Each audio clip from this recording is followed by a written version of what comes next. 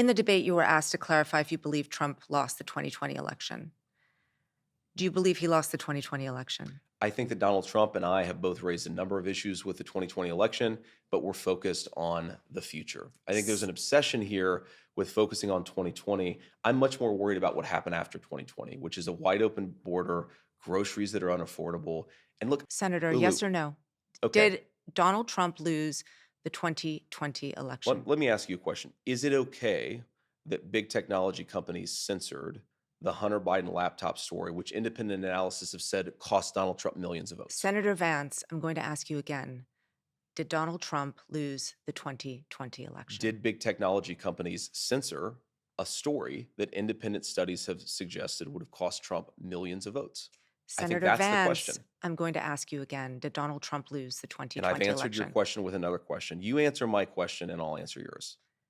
I have asked this question repeatedly. It is something that is very important for the American people to know.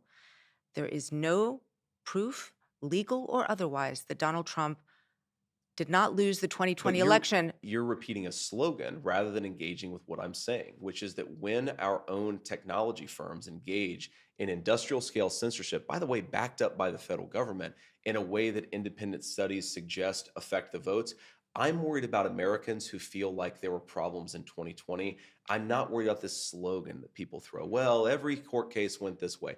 I'm talking about something very discrete, a problem of censorship in this country that I do think affected things in 2020, and more importantly, that led to Kamala Harris's governance, which has screwed this country up in a big way. Senator, would you have certified the election in 2020? Yes or no?